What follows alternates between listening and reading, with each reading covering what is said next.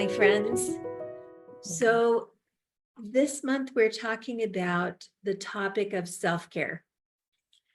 And I think everyone who is actively taking care of a ministry has to be in a constant conversation about self-care. So I want to say to you that it's really easy to sit back and go, yeah, but I eat pretty well. I sleep pretty well. I do some things for myself. I get an occasional massage. And you probably do. You probably have to do some things for yourself. But I really want you to consider where you are in the year and consider how some changes in your way of doing things can make a big difference. So one of the things that I did yesterday that I'm really excited about, because it's the first time I am going to be 63 in January. And this is the very first time ever that I have gone into my calendar for 2024 and blocked out the days for myself. So I went into my calendar yesterday and I blocked every Friday for the year. Now I can work on Friday, but I will not take appointments on Friday unless I actively decide to. You can't automatically get on my calendar for Friday because I've blocked every Friday, which is a huge amount of time, isn't it? 52 days that I can count on to do the work that I need to do, that I want to do uninterruptedly. So just that by itself made me feel terrific. And then I went in and I blocked my birthday and I blocked my anniversary and a few days around it. And I blocked the couple of Monday holidays where I would take the weekend and through Monday just to make sure that I didn't let those spaces get filled. And I made sure I have all my kids' birthdays and everybody else's birthday on the calendar marked for annual repeat, so I don't have to worry about missing somebody this year or next year. I put the Mastermind on there. I put another class that I teach on there so that those things are already preset. So right now I'm starting next year with a sense that I have made myself the first and most important thing on my calendar, because I started with me rather than constantly having me be reactionary to everybody else's needs. So really want to just start by sharing with you from personal experience how powerful that feels to me. To just know that I started the year with myself in mind. And I want to encourage you guys to think about that, because ministry is a reactionary job in lots of ways. We're continuously working to meet the needs of other people, and other people's needs change as we move along. We're continuously working to do that. So something as simple as planning your calendar can have you start your new year feeling like it's your year and that you have some control over that, rather than feeling like you're immediately at the beck and call of everyone else's, whatever everybody else has planned.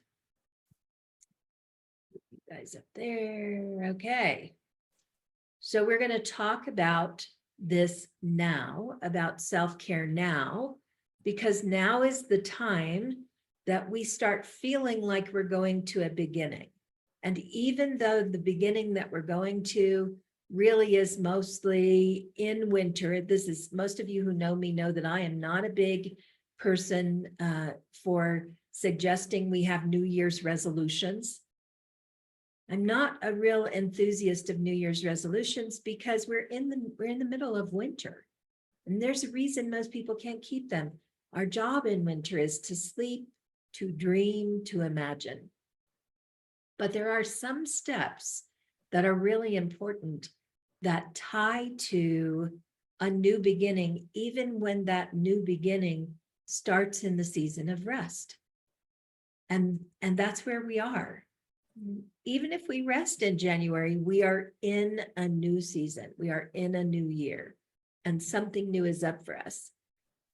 So we're going to talk about the importance of several things. And I started with rest because we are in the season of rest. So most of you know this. I bet you've even thought about it. But I'm going to say it to you anyway, because somebody should say it to you. You need at least 7 hours of sleep at night. If you can get 8 to 9 hours of sleep, that's great. In the winter, it will be easier. It will be easier to rest because your body naturally wants to rest when it's cold and it's dark outside, when we don't have the same amount of sun. So what happens if you don't get enough rest is that it immediately affects your memory. It affects your ability to reason, and it affects how you interact with people. Rest will improve all of those areas. If you get more rest, you will remember things you haven't been remembering. You will think more clearly. You will get more done in a different way. And you'll get along with people and have the compassion that you need right now in a world that is really in turmoil. So working on strategies for sleep, what works for you? Sorry, I got an itchy eye this morning. What is it that helps you sleep? Does it help you? Some people I know have to put down the phone for an hour before because the blue screen really bothers them. It actually doesn't bother me. I can put the phone down and go right to sleep. That's not a problem for me. But if I watch a movie that gets my adrenaline going, I'm going to be up for a couple of hours. So paying attention to what I'm watching before I go to sleep is important.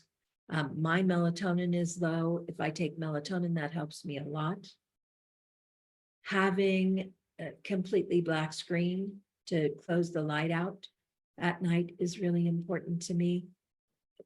Everyone here is old enough to know what works to help them sleep. The question is, are you actually doing what you need to do for yourself? Do you think of sleep as being as important to your health as taking your daily supplements or medicine is? Because your sleep is that important. It's really, really important. And you will, if you don't sleep, you will begin to see the outcome of fatigue. And one of the things that happens with fatigue is when we're physically fatigued, we become compassion fatigued. We have less compassion, and our job is all based on compassion. So if you're not thinking that your sleep is important, I want to remind you that it is. And if you've got a piece of paper and you can make yourself some notes today, it would be good. Make yourself notes about the things that you want to do, because change begins with choice. You get to make choices about all of this. The thing about self-care is nobody else is in charge of it except you. It's called self-care. So you either choose it or you don't. And nobody can control that. The change begins with your choice to do something. Are you eating in a healthy way? Are you meal planning? Are you thinking about how to nourish your body? Maybe this is the time of year that you're thinking about doing something different into the next year. This is a time to just consider. For most ministers, we're busy up until Christmas Day, and then we have a little time between Christmas and New Year's, and it might slow down just a little bit in January. So unlike people that are doing a lot of this work right now, who might be actually planning what they're going to eat for the next year, you guys may not get to this for a week or two, or maybe even into January. But we all have things that we could improve on, and how we feed and nourish our body is very much the same in terms of the impact that it has on us as it is if we don't get enough sleep, we don't stay hydrated, we don't drink enough water, if we don't pay attention to keeping clear-headed. So again, why are we doing this? Well, because we live in 2023. we're going into 2024 where we're going into a political year that's likely to be very intense.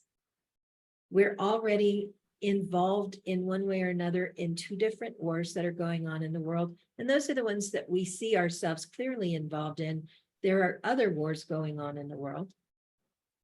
Our folks are stressed. Work is difficult. We have economic concerns. There are a ton of reasons that people will rely on you to be a solid center for your community in the next year. Your community is going to need you to be strong, healthy, consistent, capable. So this piece about self-care is more than just what you should do for yourself.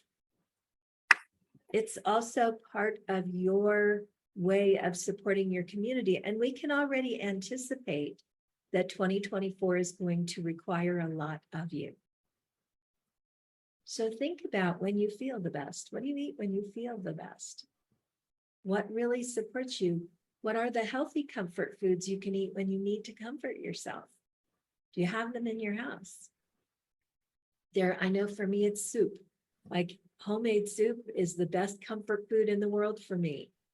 So having the makings available is really important. Much more important going into a year like we're going into than maybe in other years. We're really good as ministers at studying for everybody else. We have to study. The thing about ministry is it's continued education all the time. You're always reading a book, watching a show, studying with a teacher, learning new information, getting a different perspective. We're doing that all the time. It was actually surprising to me when I stopped ministry to really, if there's ever really such thing as stopping ministry, but when I stopped having a congregation, it was surprising to me to really recognize how much of my time was engaged in study and preparation for the next lesson, all of that stuff. So what would you study if you were not studying to teach? What would you like to learn for yourself in the next year? Something that is totally for you. Maybe it's something secular and not spiritual at all. What would you study if you could study for yourself? It's a question to ask, because the time that you take that is for you when you're doing personal study actually feels nourishing to yourself, because it isn't for everybody else. Maybe it's about how to have a better relationship. Maybe it's about, for me, like I'm very much studying about aging with grace. What are the things that matter to you? Maybe it's a good cookbook. I don't know. But now is the time to answer the question for yourself. What would you like to study in the next year that would improve your life? And can you use personal study as a way of self-reflection?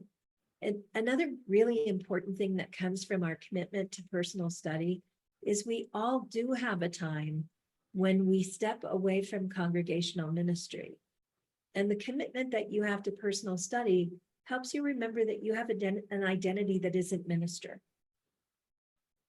Because that's who you are to everybody.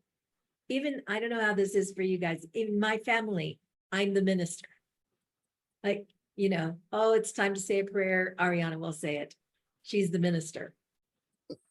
So like, when are you just you? If you were thinking beyond ministry, what would you study for you? How can you remind yourself that you are more than your job? So much more than just your job. And board president, this is the same for you. You have a big job. And when people are agitated, they are agitated with everyone, including the minister and the board and who knows what else. So the same is true for you. Your ability to stay well-balanced and well cared for will allow you to help meet the needs of your community in the coming year. One of the things that was also interesting for me to discover when I moved beyond congregational ministry was that my most active spiritual practice was ministry. That was my daily, what do I have to do to prepare myself to be able to step in and be a minister? What do I have to do to clear the day from me? What do I have to do to be ready to be a good minister tomorrow? What do I have to study for my ministry? Who do I need to talk to in my ministry? What kind of seminars and activities am I attending in my ministry? I was very engaged in lots of spiritual practice, all around the thought of being the best minister I could be. What are the spiritual practices that form the foundation of your life outside of being a minister? That's a job. It's not a 24-hour-a-day job, even though it feels like it. What are the spiritual practices that you do for you? Whether it's meditation or it's prayer, or, I like to do what I think of as a peace walk. I like to walk and see what spirit will put on the path in front of me. So it's Visio Divina. It's keeping your vision open for the divine, and to just walk and invite spirit to reveal itself to you. And you might see it in the, some little puppy bouncing down the street, or the beauty of a couple sitting on their front porch talking. You might see it in the, in the snow on the ground and the sparkle. Whatever it is, it's simply taking your walk to the next level. It's not just the walk you take for physical exercise. It's a communing time with the divine, an opportunity for you to invite the divine to reveal itself to you in whatever way it does. And you'll be surprised what will show up. But integrating your spiritual practice that is beyond what you do as a minister, and creating that personal routine is really important for you, because the spirit has things to talk to you about that are about more than your ministry, that are about your life and yourself.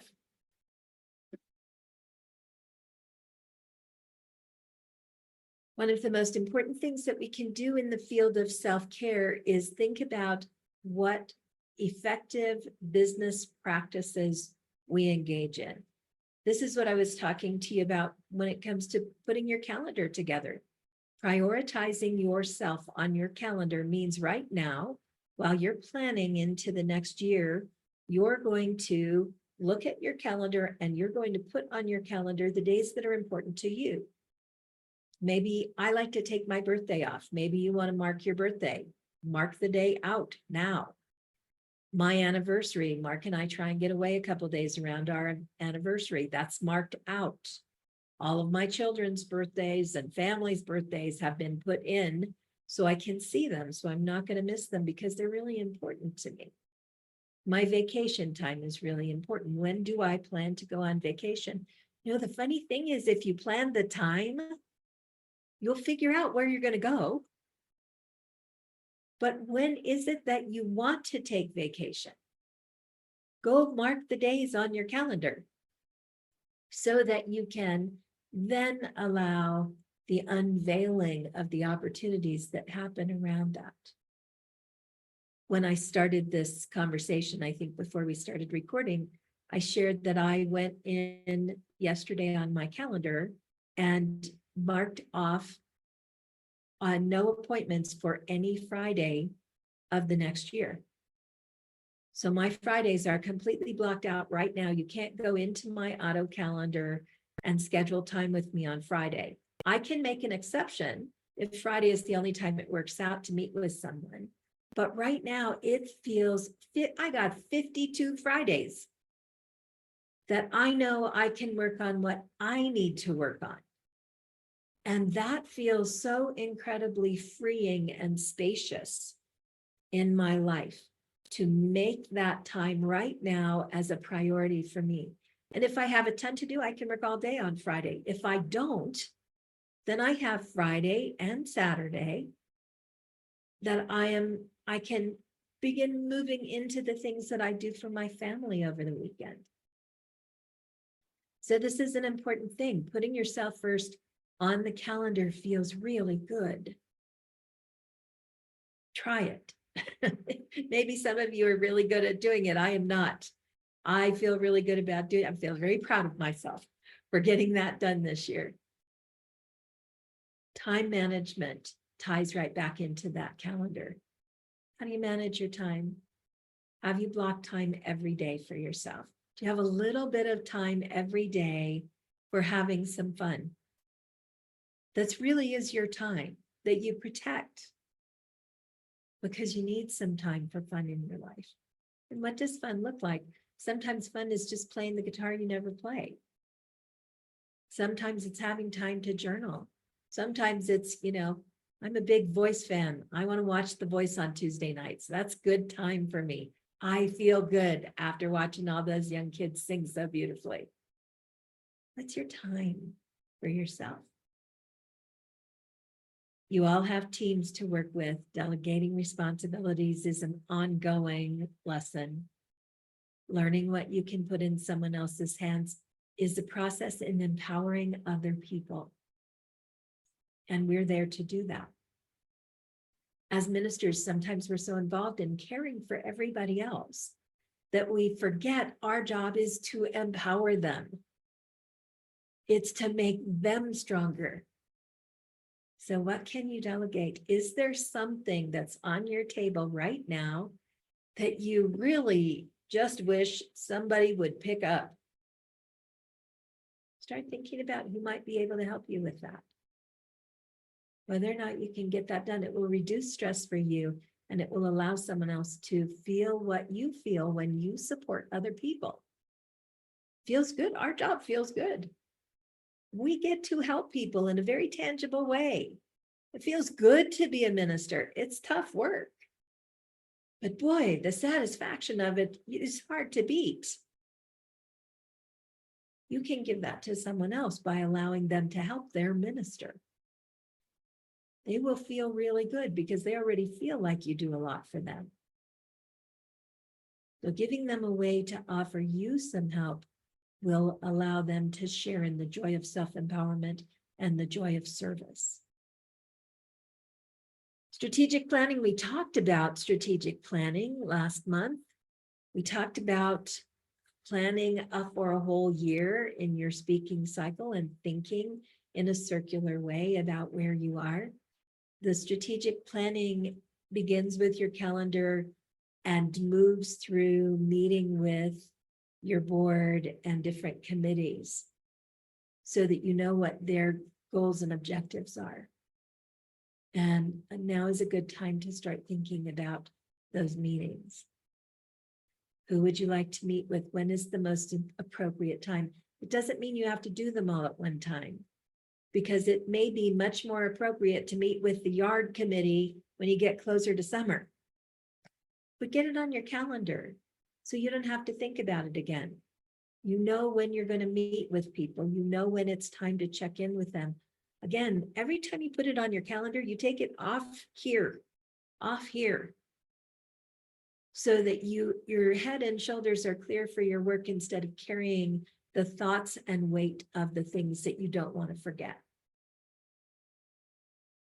Creating healthy boundaries is something we're trained in, and there's never enough training.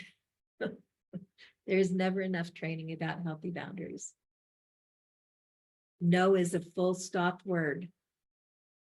And if nobody has reminded you, you have full permission to use it. And your no is a really powerful thing. Your ability to say no is what opens the door for the yeses you want. That discerning between where you're headed and where you're not headed. Is this good for me or not good for me? Is this what I want to do? Or do I really don't want to do that? No is one of the most effective and powerful methods you have for creating boundaries. No, I don't have time to meet right now. No, I can't talk to you about that. Please step in the office and my administrator will get you on my calendar. No, as much as I would love to come to your holiday party, I know I need to rest right now. I'm taking care of myself. Thanks so much for inviting me. I've said it a couple of times. I'll keep saying, ministry is what you do for a living. You do it because you love it. You do it beautifully well. It's your job. Notice when you allow your first name to become minister. Notice that. Notice when you surround yourself with everybody for whom your first name is Reverend instead of Jackie or Robert or Apollonia or Brenda or John Marie. Notice when your first name is not your first name, when you surround yourself with people all the time for whom you're in service. Consider that, because you have need for more from life than just service. We don't talk a lot about our own mental health. We deal a lot with mental health in other people, but we don't talk a lot about our mental health. And I want to just put it on the table and ask you to consider your mental health, to notice when the signs of stress and anxiety are high, and to recognize the importance of slowing down and taking care of yourself, getting support, finding a therapist if you need counseling. I was really surprised one year. I do a ceremony around Halloween time called a wailing ceremony, and it's based on Native American, the way some Native American cultures handle grief. That in some cultures they actually really grieve. They wail and they lament in a big way and in a physical outpouring way. And so I do this event that involves some light hypnosis in a darkened room with candlelight and people with blankets and the opportunity to really wail together, which is a powerful, powerful, amazing thing. The thing about it is releasing stress, letting stress go is something that as caretakers we forget about. And in that process of doing a wailing one year, I had a gentleman who participated who was deeply engaged in the wailing. And to leave the room afterwards, you have to leave through me. You have to talk to me. I have to know you're okay. You have to go to the kitchen, have some food, and then you can get in your car and drive away. But I'm not going to let you go from wailing to getting in the car. Not a good idea. So in talking with this particular gentleman afterwards, I said, this was very emotional for you. How are you? And he said, it wasn't emotional for me. It was emotional for the people I serve. I'm a psychologist working with veterans. And all year long, I listen to these very deep, painful stories. And there's really no place ever to let that go. And that's the thing I want you to remember. There are times that ministry comes with listening to people who are in deep pain, who've gotten a terminal diagnosis, who've lost somebody they love, who are at odds with their children and experiencing estrangement from children, from their children, or losing a child in a custody case. There are all kinds of things that as ministers, people bring to our desk, to our couch, to our table, to our heart. And we carry those and we interact with those people on an ongoing basis. And because we interact with them on an ongoing basis, it's not like we see them one time, they go away, we help them and we don't think about it again. We are engaged in their journey all the way along the way. Because we're engaged in their journey, we have an awareness of their pain, their suffering, their difficulty. How do you let go of that? Where do you let that go? Where do you give yourself time if you need to grieve something that you can grieve it for yourself?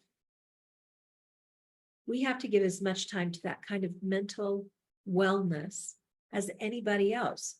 And building resilience, building strength means being present to our mental condition all the time, doing what we can to make ourselves more clear-headed, and taking care of ourselves as well as we take care of the people we serve. Physical exercise, move your body. This is pretty simple. Move your body, move your body, move your body. I'm lousy at it. I can sit at this desk.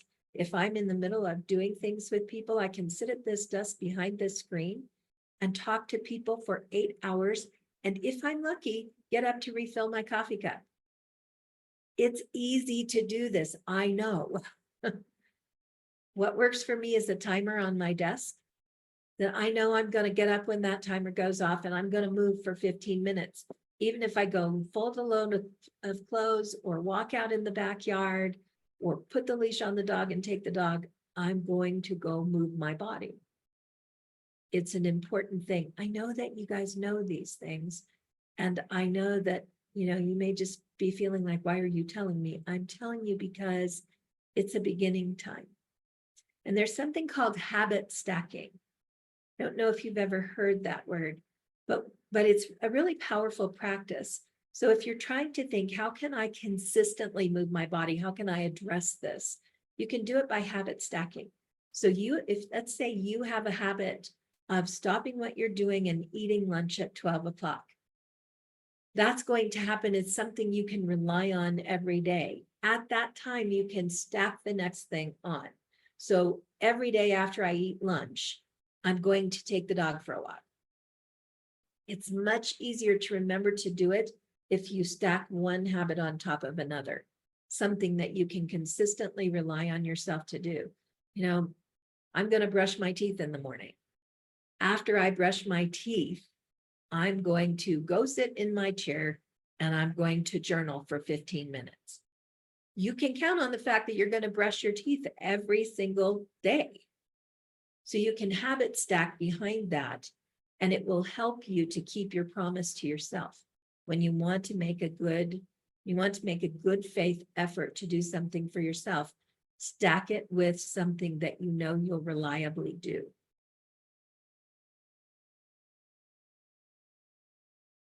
How many of you don't have to answer this, but think for yourself. How many of you have friends who have nothing to do with your ministry? Friends who do not see you as a minister, friends who interact with you who are friends, who know you're a minister, but you're not their minister. Having that group of friends, that social opportunity to be your first name, to be who you are, and not have to take care of anybody is really important. Whether it's one friend or 5 friends, make that a priority in your life. Because I can tell you from experience, when you walk away from your congregation, it's those friends who will help you to fill the space you've been using to take care of everyone else. You need to have those friends. And certainly our spouses are part of that.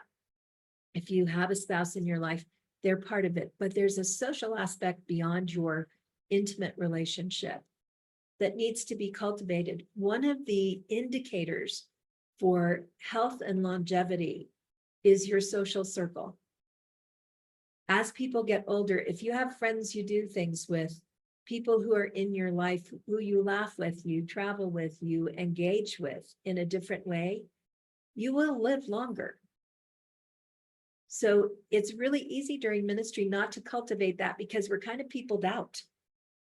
We have people around us, people who need us, people who want us all the time. So trying to separate out a little more time for what feels like people can be challenging. But that friendship, relationship beyond ministry is really important to your long-term health and well-being. And if there are people, whether they're close or like my best friend is in Texas, I talk to her at least once a month, try to talk to her more often. But she is critical to my well-being. They don't have to be necessarily right in your backyard, but who loves you, who doesn't care whether you're a minister or not? Who doesn't care what your commitment to your church is? Who just cares about you? It's time to think about that and cultivate those relationships. So you have the opportunity to integrate self-care into your ministry right now, to really think about yourself as you're going into this time that is commonly seen, commonly has the movement of a new beginning. To rest, to dream, to imagine. Imagine what you want to do. Imagine who you want to be. To put yourself on your calendar. To commit to eating well, sleeping well, spending time with friends. I'm going to send you today a journaling list. It's journaling, they're just journaling prompts. There's a dozen of them. To ask yourself about wrapping up this year. Questions like, what was your greatest win this year? What was your greatest loss? What did you learn from this year? What will you carry over into the new year that was a gain from this year?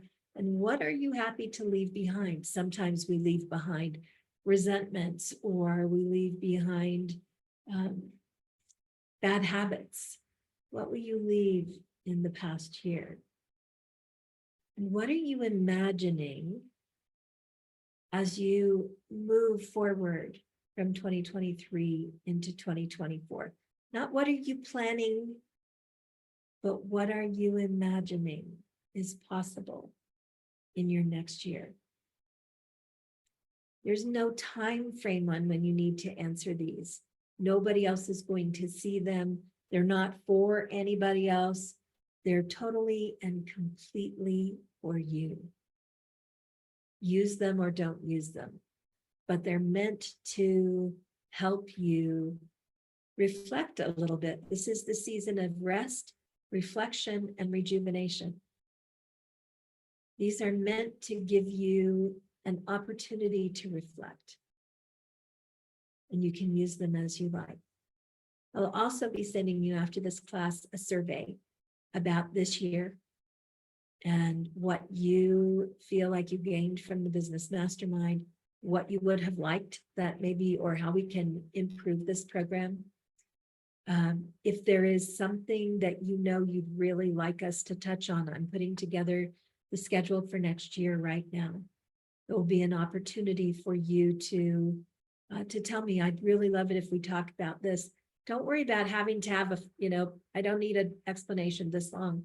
I just need your short answers. It's my way of checking in. And I think it's always important to step into relationship with the people that you're in service to with a way for them to tell you. So I'll send both of those things out after today. And if you're watching this recording, I'll have those two documents attached so that you have the opportunity to submit them as well. I'm going to end the recording here in a minute. And then for those of you that are here, we're going to take a minute and just see where you feel like you are with your self-care. If you've been watching, ask yourself, where am I with my self-care? And what are my objectives as I move forward? I really look forward to seeing you in the new year.